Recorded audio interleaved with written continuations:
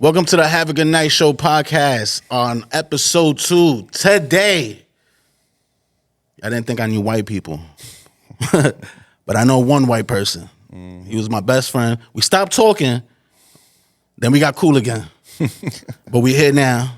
Today, we got my guy, Jacob Berger. Yes, sir. Thank you so much for having me. Jacob Berger, no cheese. No cheese, no please. Good to see you, man. Thanks for having me on. You know? I'm glad you're here, man. For sure. Congrats on having this new show and everything. You know, you got to get on that podcast wave like everyone else. I got to do something. We got to come up with some really good like clips, you know, the TikTok-worthy shit. You know, you got any porn stars with you? Because you've been with them a lot. You know, I got a few, but not today. Let me look at the camera. This nigga's been fucking the bitches I used to beat off to. You heard?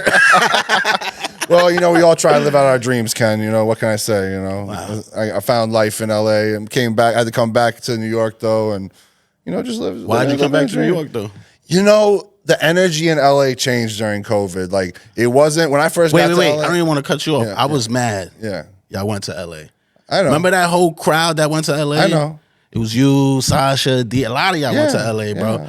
I was mad, like, damn, everybody left me, bro. I know. I felt that from you. I know. You felt it? Yeah, I felt that. You felt it? No, because obviously when I moved away, you know, I definitely felt like that's one of the reasons why we kind of stopped chatting, because I felt like you kind of resented, like I moved to New York and I left you behind in some way. Not literally. Not that you left me behind, but I felt behind. You know, I felt like we had something going. Me and you, Sasha, D, and we had a movement in New York, bro. Oh, yeah, the movement was crazy in New York. Yo, we was going to turn into East Coast Hollywood. Yeah. And then everybody disappeared, got contracts with All Deaf, and I was there like, what?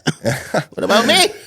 No, I mean, everyone's on their own journey. No, obviously, I went super viral, and like it was the time. Also, remember, I was sort of the cannabis brand, my best friend. Oh, yeah, that's right. And stuff. So it was just the timing of it, and obviously my TV film career. It just felt like it was, and when we went viral, that was the first time I ever touched $100,000 in a course of a year. And that was like the ability after 7-8 years of grinding. It's just eventually you just progress, like all roads kind of lead to Hollywood. And you know, you might be there someday too, but that doesn't take away from anything you've done. You know? No, of course not, bro. Yeah. I'm a superstar. Of course. You know that. You've always been a superstar. But a lot of people don't know it was acting before IG, right? Mm-hmm. Right? Yeah. I mean, I basically, background, as you well know, I used to be a social worker just like you, went to graduate school and everything. We don't talk about that. Oh, we don't talk about that? We can talk about that. They know about that. Yeah. Not everybody, but. No, but we always connected about it because I think that's why we got along so well, is because we come from a similar background and stuff like that. Yeah, we saved the world, but then we decided to save people with laughter instead.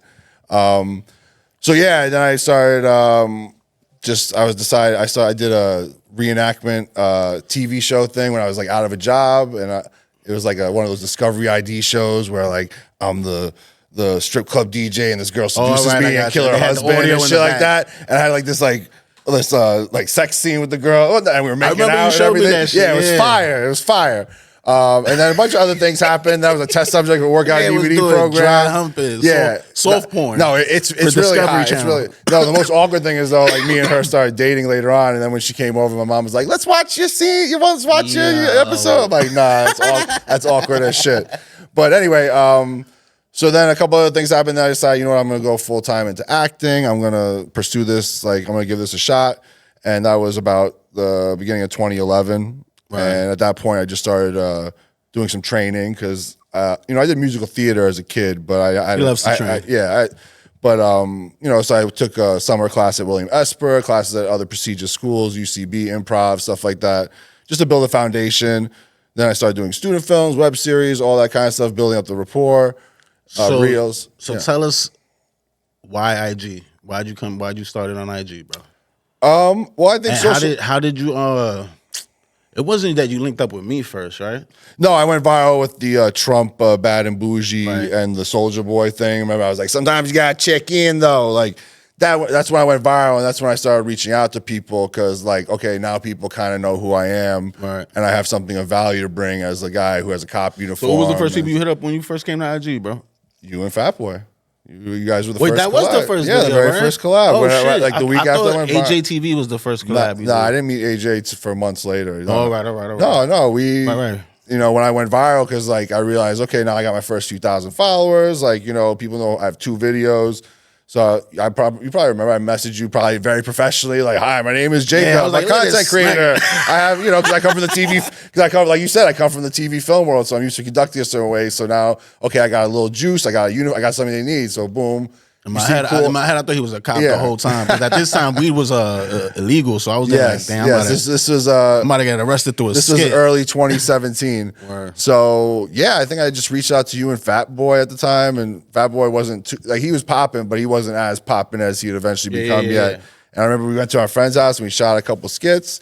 And I just remember me and you just really hit it off. And we just sort of had this natural connection with making content and stuff. Trying to get weird, right? No, I'm serious though. So we hit it off. Yeah, no, we hit it off as far as content creators and stuff. No, I got you. And then we started basically. Yeah, we was linking up every day trying to shoot, bro. I gotta give him his flowers. Ken showed me the ropes of Instagram and content creation when I first started. Appreciate that, a lot of you knew you already connected into the game, so you brought me into a field that was we were able to create something great. And I think me and you, we did really shape the social media scene here in 2017. Yeah, but when it came to going viral, bro, come on. Well, not only that, I think it's really about, me and you were very active about pushing collaborations. Like we put a lot of collab parties together. Remember all the shits we used to do? Like we had everybody. We had everyone here before they were anybody. Yeah, we had everybody. We had when he had 40,000. Like, I remember when Chica had 40,000.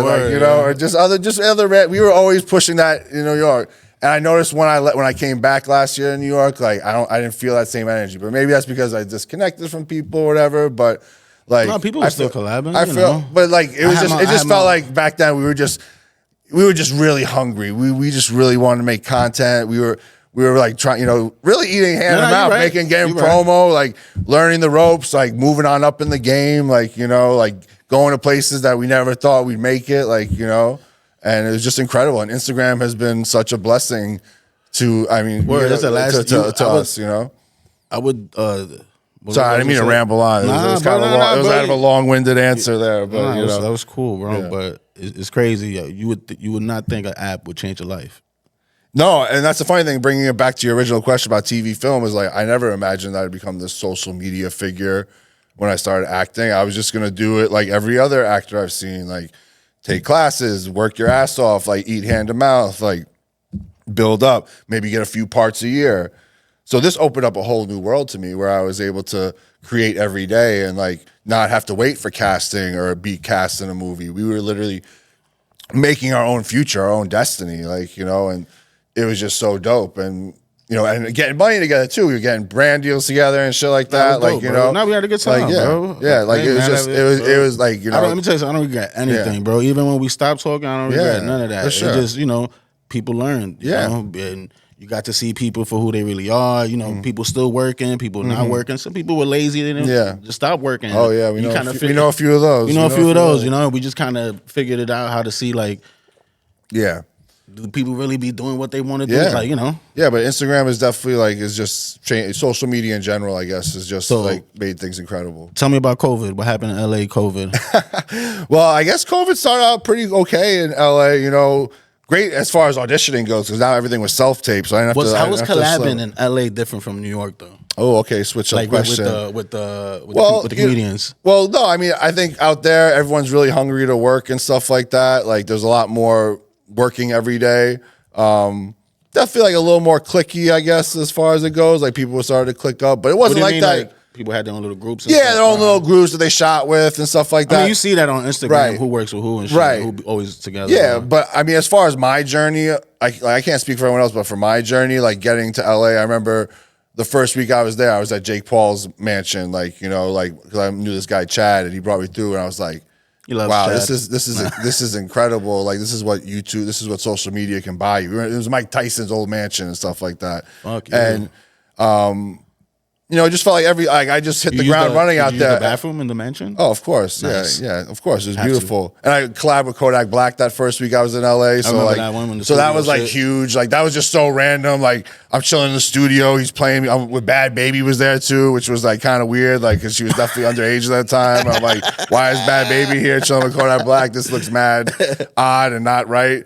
But yeah, it was just a great time being in LA and bringing my unique style and New York energy and were stuff. People like, you know, were people sort of defensive, like off put by fucking it? New York guy? Yeah, over well, here. you know, I think people in LA in general are more laid back and lazy, and like that's why anyone from the Northeast really kills it out there. Anyone from New York, Boston, like New Jersey, like places that really hustle and grind, like they make it out there. Because at the end of the day, everyone in LA is never from LA. Like, you know, we're all out there chasing a dollar and a dream. Right. So I think that collaborative spirit was very heavy those years. But then when COVID hit, everything kind of changed, and like people weren't seeing, you know, just naturally just how things unraveled. And, you know, things just kind of just weren't what they are. And I think I also maybe got a little complacent. I'm sure you and other content creators can relate to this, like that, you know, you could reach a certain level of success and then it's like, you're kind of in cruise control. You're not really pushing yourself to the next level that you should be. You're right. You know, you're making your bag, you're making your videos. I'll be at that point sometimes. Yeah, we all have. And I think I got a little too comfortable in LA, and maybe that's why like things didn't like pop off as the way you wanted to. No, they definitely popped off out there. Like, well, I booked TV film work. My career grew out there. But in the end, it just felt like I needed to come back to New York because it was weird. When I first moved out to LA, I was like, man, fuck New York. I'm never coming back to, like, LA is it. This is the tits, like, you know. But then after a while, like, LA is such a lonely city. Like, it's really, because everything's far away. It's not like the city, like, you just hop on the train and boom, you're there. Like, it's very isolating, you know, even when you. I like LA. You know, LA's cool, but I wouldn't want to live there again. I like LA because it's different for me. Yeah, it's very different. I'll go there to visit, not to live, though. Right. And so I think coming back to New York last year was probably a really good idea for me. I ended up going through a tough time. I lost my page for a while once I got back to New York and stuff. That was, and you talking to a guy who lost 10 pages. I know. It was my first time losing a page. It was very rough. It was October 2022. Nah, bro, I'm going to be honest with you, but I remember I saw you on live. Was it you was on live? Or, you know, you made a video or a post? No, I had a story that got taken down that was too sexual and stuff. You know, I was at the Exotica, the porn convention thing, and nah, but bro, I saw you break down and cry, bro, in front of later on in the video. Oh, bro. No, that's when I got my page back. When I got my page back, is what you're I was mad, about. bro. I was mad that you was like that, bro. I wanted to hit you up, and I'm like, no, it was a very rough time, like, you know, because like so much of who we are is tied into like our social media personalities. But I know, but the thing is, it's a fucking app, bro. Right, but it's so much more than that for us. I know that. It's so much more for that for us. I know that. Yeah.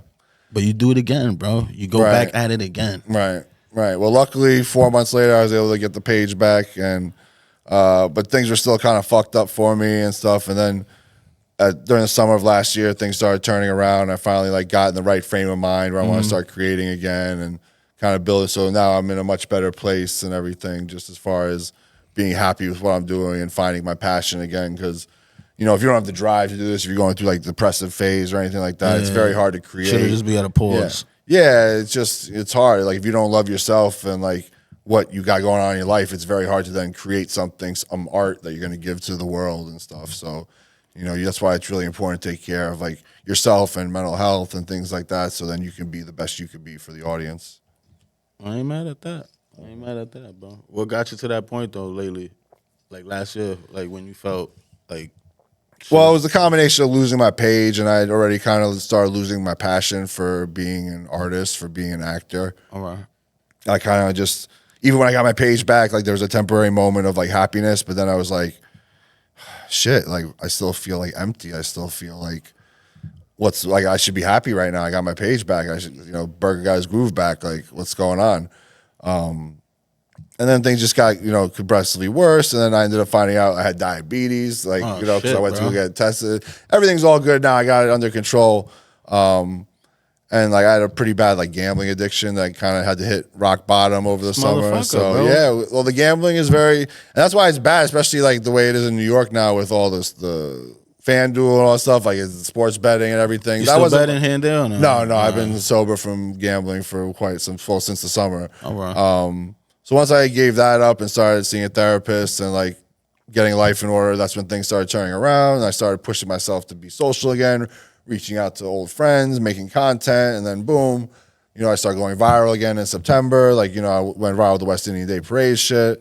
And then I started feeling like I was back on top again. And then I found my passion for acting again. And, you know, I'm just in a good place. I mean, it sucks I had to go through all that heartbreak and sorrow and fucked up shit. Like, I was at a place where I was working, you're going to laugh at this, like, because I know all my money was from social media, so I had no money coming in. So like I went back to like odd jobs and shit like that. Like one of my jobs is doing as a casino dealer for charity events, like dealing black for like company parties and shit like that. I used to pull up to your crib. You used to have a vest on with the white button down, looking like James Bond. Yeah. See, he remembers. But that was before we were getting money. Yeah, that was weird. So anyway, so I went back to that, like doing that like a couple times a week, and it would be so embarrassing, like when people would recognize me and I'm there, like, dude, what are you doing here? You Jacob Berger? I'm like, man, I'm just here to try to get I'm just trying to get $150 and go home, man. I'm just trying, Yeah. Like that's the thing is, do you think a lot of people go through what you go through? Absolutely. I think there's a fucking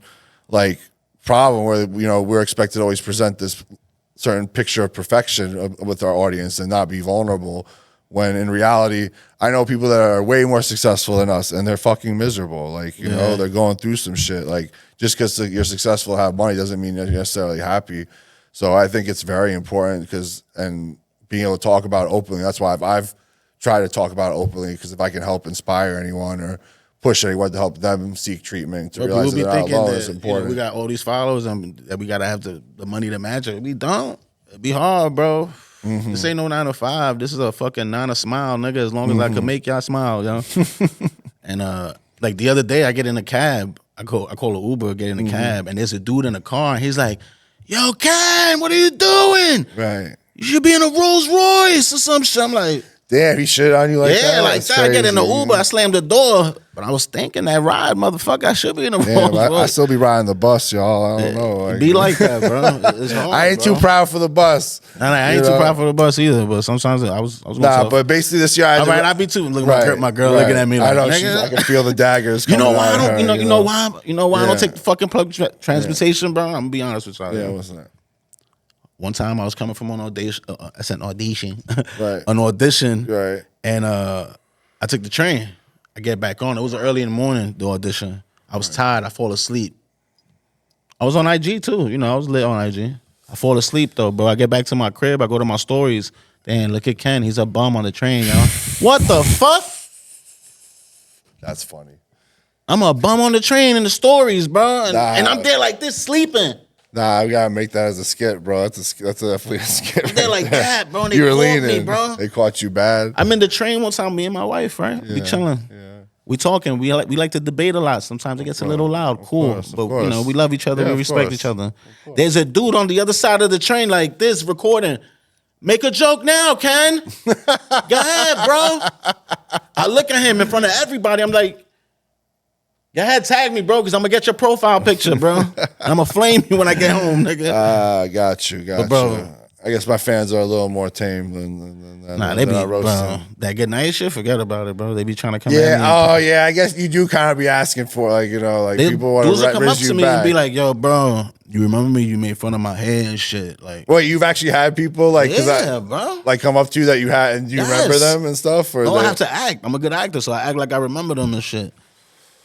But they'll seriously be like, right, yo, bro, you made fun of my eyes, bro. Like, and I gotta look at him like, yeah, I'm sorry, right. bro. Like, but that's the funny thing, also, just to bring it to like a segue, like so much of what people talk shit on the internet, like talk shit to, like it's not real. Like people like will talk the most wild shit, like about hate us. They're gonna come check us. I have feelings, huh? That shit does not happen. Like that's why I tell people like relax. Like if you get death threats and things like that, like on the daily, like. Relax, like it's all just internet bullshit. It's not real, like I learned that a long time ago. Some of it might be real. I don't know. I really don't care, but come test me. What? I keep that thing on me, So what the fuck you doing now, bro? What's up? You still doing the acting stuff? Yeah, doing the acting. I just worked on a new series from Ryan Murphy, which is really exciting. I worked on one episode, so that'll come out hopefully by the end of the year. They'll probably put it, the fall. I like to hear that. I booked a major movie, which was really cool, that I'm shooting in Atlanta, which is really dope because it's with a really famous director, and I got to do a callback with him, which was really exciting because I hadn't been in front of someone auditioning during all of COVID since when it started. He was nervous again, baby. No, I wasn't nervous. I was excited because like that's the better thing to do is to be in person for an audition than doing a self-tape. Because a self-tape, yeah, you get to control it and do it as many times and perfect it and maybe even cheat it where you're just reading off the fucking teleprompter. Yeah. But like when you're in the room, it's so much different because it's so much of the personality. Like it's me, baby. Like, you know, it's working the room. You're auditioning the second you walk in the door, even before you're in the next room doing the audition. Gotcha. The casting assistants at the desk watching you, seeing what your energy like. They seeing how you carry yourself, how you respond, how do you take direction, do you take a redirect well. So all of that went well. I ended up booking it. Very excited for that. I have a film coming out, my first sort of co-leading role, starring Stephen He. Damn, I lost my train of thought because I'm lit right now. The guy who you working with, Stephen He.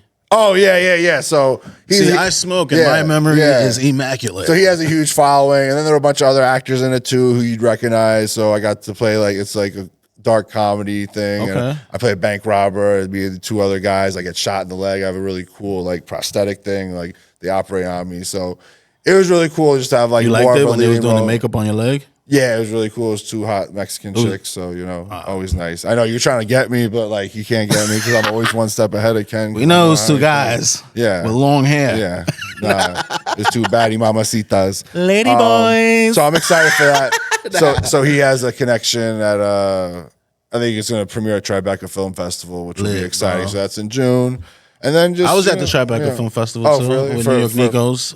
Oh. I haven't met him yet. I haven't met him yet. You haven't met New York Nico? No, not yet. I'll have to meet him one day. I mean, what was the name of the movie, babe? Damn, I forgot the name of it, bro. Nah, but seriously speaking, because we need to talk about that. Yeah. Do you remember that event that we did, me, you, Commodore? Because me and Commodore was talking about it on my first episode. Talk about when I OD'd on the edible. OD'd on the edible. That shit was crazy. Nah, that was that was the week after I went viral with the For the Pussy challenge, right? So like we had gone, I got viral because we both went viral with the you went viral with the slap the coffin shit about the same week that I went viral with the Trump shit, the Trump shit, because the Soldier Boy was the same time. Yeah. So we were popping, we were like, I wasn't that popping just yet, but like, so before the pussy shit happened, that shit changed my life. And then we go to this weed event. So it was my first time going to like a sesh after going super viral. And I just remember like everyone was giving me free weed. Like I was like, this is incredible. Like, oh my God. Like I was a kid in a candy store. Like this, I'm like, Jacob will eat it. Yeah. No, so this guy gives me this bag of this edible. And I'm like, oh, this looks awesome. Like, so I eat half this big brownie. And next thing I know, I was fucking feeling slumped. And I look at it, I'm like, oh, this is 1,000 milligrams. Like I just ate like 600 milligrams. And I remember just being on the roof, like slumped out. Like I could hear everything, but I was just like, he was laid out on a fire. I hear from the inside, like Ken and Commodore on the mic, like, yo, where's Jacob at? Like because they were playing the For the Pussy. You were even playing the instrumental. The DJ had it queued up. I was supposed to do my thing. I was excited about it, but I was slumped like this. And then eventually, I think Ken found me and like helped me into the office. Chiclet was there actually. Was he there? Yeah, he was there. I have a video where he's like, Jacob, you all right? And I'm like, and then, and then. But yo, bro, you got up, you started walking. Yeah. Your skin was green, bro. I would believe it. That shit was not good. That shit turned me off the edibles for a while. I was slumped. Luckily, that never happened again. That was a crazy story. I had to take him through the crowd, holding him up. Yo, I felt like Kevin Costner and Whitney Houston and the Bodyguard. It was like that because it was like it was early. There was a line still coming up the door. I remember. That was crazy times. Yo, you know what I remember the most, yo, about hanging out with you, yo? Wearing the that onesie. Oh, that's a good one. The onesie, the summer thing. Nah, I'd say probably counting up the days that I waited when you'd be like, yo, I'll be out in 5 minutes. Like that's probably the most like. Man, it's like I had Alzheimer's every day, every week. Like he'd be like, yeah, I'll be out in 10 minutes, no doubt. I'm sitting there 30 minutes later, cooling, come out like nothing. Like you didn't have me waiting 30 minutes. But I came out and I was always the only one out. I don't know why I always trusted you. Like today's gonna be different. Like the Puerto Rican side, he's gonna be on time. Like he's been hanging out with me a lot. Like my white punctuality is gonna rub off on him, you know. But it never quite did. But it's all good. He'll be on time. I'm just breaking balls here, folks. You know, I'm just breaking balls. And all the all the club events. Do you still do those here and there, or not so much? Nah, really, like the club hosting. Yeah, there's only like one. Because actually, we used to do that shit like every week. We had something going on. Like before the pandemic. What was it really just shut down and never got back up after COVID? Evo Lounge, the Bronx. That's where you used to go. Yeah, with Taz. Yeah, that shit was always in the. And what was the owner's name of that spot? Versace. Yeah. Definitely some good nights over there. Shout out to Evo Lounge, man. Yeah. That's my fucking wife. Oh my God, is it? oh my God, precious. Oh my goodness. I wasn't there that night, was I? I wasn't. Was you there that night? You wasn't there that night. Nah, because if I was, things might have turned out different. You know what I'm saying? I'm just saying, come on, man. She likes men, bro. I know. Oh, good. Always a back and forth with this one. Yeah. Speaking of women. Yes. There are a lot of them in your videos. Yes. Do you have a lady in your life? Not currently, just kind of. No. You're still single after all these porn stars? You ain't take one, bro? I just have lots of nice situationships and things of that nature. Like I was dating. The last serious relationship I had was before I went into that whole fucking tumble of my life and everything. And how long you was with him for? My last relationship was like 6 months. Oh, him. Got me. Got me. No, she worked in the industry and stuff like that. So wait a minute. Wait a minute. Yeah. What's that? You dated a girl that worked in the porn industry, right? I've dated a couple girls that worked in the porn industry. How did it feel, though? I love it. We have the same kind of values and stuff like that. No, come on. What? She comes out of work, working hard. Right. Crazy day at work. Right. To come home to you. Right. To do it all over again. Sometimes, yeah. Not every time. But how did you feel? You wasn't jealous and shit? No, I'm in a place in my life now where like I don't really care about body count and stuff like that. Like as long as you got a clean pussy and clean everything, like I really don't care. Like, I respect girls who work in the sex industry. Like especially because like I'm out there. I respect them too. Yeah, I'm out there. Like we just have a lot of the same kind of views on life and morals. And like obviously I'm a content creator. Like I'm a bit of a pussy hound too. Like so they're not gonna trip. What do you mean? I'm out there. Wait, all content creators are pussy hounds? Yeah. No. Oh, I'm sorry. Not the married ones. I'm sorry. Dead, bro. My mistake.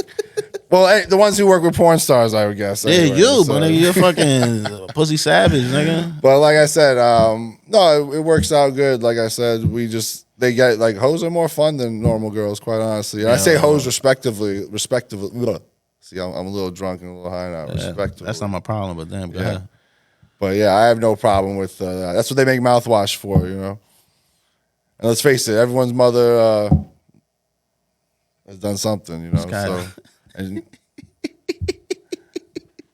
what does it matter if the volume? If she had 1,000 dicks or I don't dicks? care. I don't care. I'm not judging. Okay. I don't. No, care, I'm just speaking out loud, I'm just thinking about like the whole dating aspect of right. Like, being. She's my girlfriend, and she just came from work. You know what I mean? Right.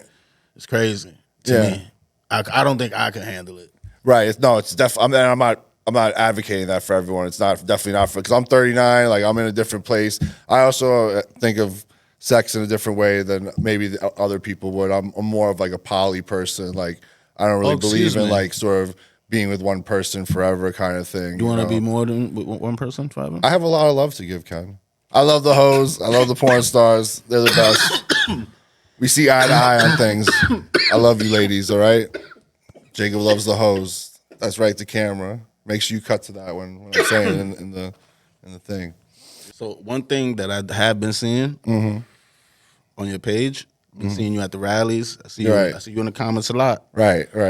And I'm proud of what you're doing. I really don't know a lot about the whole Palestine thing. You know what I mean? I'm not very educated on this. So like, if you can, because as a person on Instagram, you know what I mean? You're standing on business. You know what I mean? Well, yeah, on what you believe in. So. Yeah, I mean, it's something I feel very passionately about, especially as a Jewish American. This is a very important topic, especially since I have a platform. I feel like I have the responsibility to use it in a positive way to advocate for what's going on right now. And the reality is there's a genocide happening against Palestinian people, especially in Gaza. It's going on for almost 150 days now.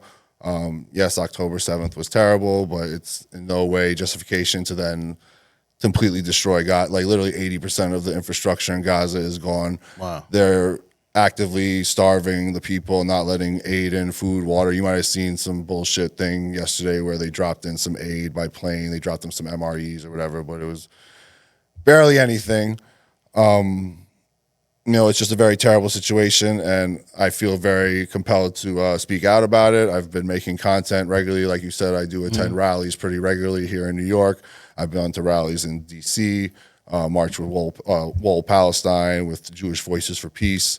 And at the end of the day, we're about ending the oppression of people because, I've always been about speaking out for people that are oppressed. And this one, I think we need more Americans to wake up because at the end of the day, the most important thing that you as the viewer need to know is that this is being funded by American tax dollars. We just sent $14 billion to Israel, which isn't even actually being sent to them. It's actually being sent to the weapons manufacturers here in the United States, who then send the weapons out to them that are then killing all the Palestinians. So it's a very important issue that needs to be sort of addressed. Want to see a ceasefire, a permanent ceasefire at this point. And yeah, that's what are the comments like right now? Like when you post and stuff. Oh well, you get a mix. Especially anytime when you post politically on Instagram, it's you can. I mean, as far as I've always posted. I've never shied away from posting politically conscious content, even during Black Lives Matter stuff. Right. So you hear the same type of comments. Like I heard I was a sellout when I was supporting Black people and other marginalized groups. Like you're still you're doing it for clout. This. Then I hear the same thing when I'm doing it now for Palestinians and stuff like that. And like, you're doing this for clout. You're doing this for the value. I'm like, oh yeah, because like everyone knows that Hollywood is run by Muslim Palestinians, and like that's who runs the Hollywood entertainment industry. Yeah, I'm doing myself a lot of favors by speaking out about this. Like, get the fuck out of here. Like, So, it's just a lot to sort of deal with. It's I wish more Americans would just wake up and be more active because our tax dollars are like, they have free healthcare and free college in Israel and we don't. Like, how does that make any kind of sense, Wow. Like, there's a lot of stuff going, and the fact that they're actively not letting aid into the country, into Gaza, like, that's a war crime. It's war crime. Like, it's not like up for debate. It's a war crime. You might have seen a guy, Aaron Bushnell, recently. He lit himself on fire, to bring attention and stuff like that. Seeing that video was I've seen a lot of horrible that was he was the U.S. soldier, right? Yeah, he was in the Air Force. He was in intelligence. People believe he had some information about what was going on because U.S. troops are already in Gaza, like, even though they're not publicly acknowledging that, like, they are, in fact, and they have orders to go down there. So what do you think is something that we could do? Like me?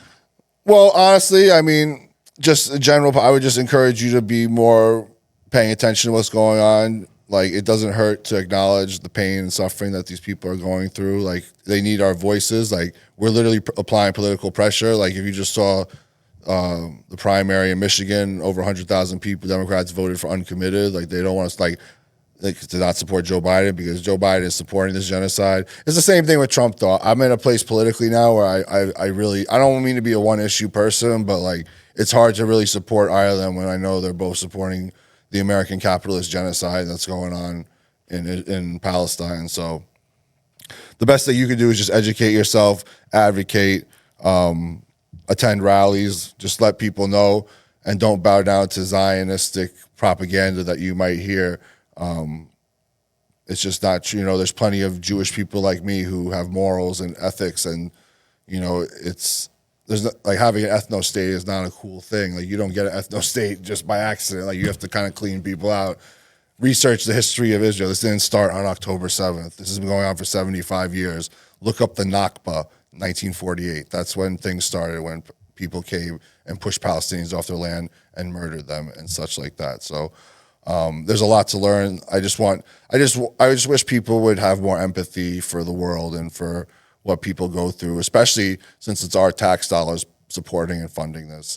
So that's why when people are like, in the comments, that's why it's kind of crazy to me in the comments, Ken, when people will say something along the lines of like, why are you worried about this? This is another country. We should focus on America. We have more, I'm like, yeah, okay, so why don't we stop spending billions of dollars to them and we could spend that on what you're talking about, But then they reverted back to something, because at the end of the day, it's really just about racism and Islamophobia. Like, it's not really on some, like, minute little thing, like, you know. So it's a complicated issue. Do you reply to some people in the comments? Oh, come on, you know I'm petty, Ken. I know, but you gotta stop. Nah, it's good for engagement, baby. Nah, it's but I'm gonna tell you something, bro. It's dangerous, bro. Oh, I'll be okay. It's very dangerous, bro, because they'll take a comment, report a comment, bro, and no, I'm very careful how I word it. How I word it. Oh no, I don't, Ken. I don't say exactly what I want to say. I say it in a way like, so it won't get flagged, you know, for the most part, because I've been through that.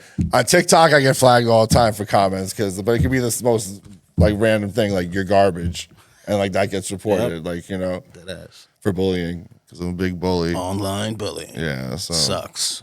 Gotta stop. Yeah. So, you know, I appreciate you asking me that question, and hopefully people will inform themselves more, and I want to see more Americans get on this because it's an important issue. So what the fuck you doing now, then, bro? Right now? Maybe like what's popping for you? What's going on for you right now? What the fuck you doing, bro? Well, like I mentioned before, the TV show that I worked on and stuff like that.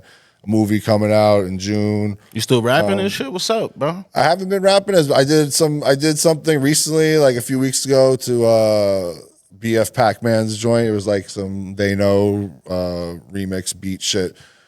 So I want to do more music. Honestly, I feel like I could go very far with the music because hip hop has always been what my biggest moments in my career have come from. Like whether it was you talking about a serious mixtape or something? Little dicky-ish, you know, like something funny. Like, but the thing is, like, I know, like, legit. I know Scott Storch. I know Zaytoven. I know real rappers. I know, like, I can put a real deal thing if I called in some favors. So, like, it tickles me pink when I see that kind of, when I think about it. But tickles me pink. Hey, yo, pause. I know, whatever. So I want to start doing more music, but it's just very tight. Don't give the no. He's staring at the camera. I'm gonna stare back at the camera. He's staring at his camera. I'm gonna stare at my camera. Then tickles me pink. Hey, yo. Anyway. So yeah, I want to hopefully do more music. It's just difficult to kind of, you know, because it takes a lot. It's a lot more work than putting together a little fucking 15-second skit. You know, that's just true. It's just easy. Like I said, sometimes it's just easy to go with what we know, and like it's hard to be a jack of all trades, master of none kind of thing. Master of none. Yeah, yeah.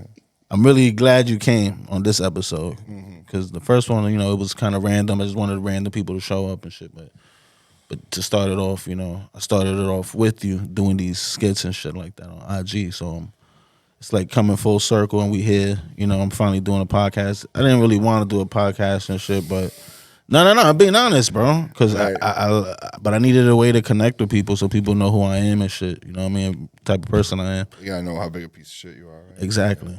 Because this piece is shit, but when you deal with a big piece of shit, it gets crazy. No, and I appreciate you having me on for sure. You know, definitely was good to reflect on some of our good times together and stuff. And, you know, hopefully we're able to bring some heat to y'all in 2024. Yeah, hopefully bro. we'll work on something Expect together. some new stuff from me and Jacob, bro. Yeah, so we'll be getting it going. Hope y'all enjoy the interview. I'm high. Usually. But we here, though. Should I hug him and kiss him or something, or we good? I mean, I was expecting a hand job under the table this whole fucking time. Nigga, my foot's in his ass right now. Daddy.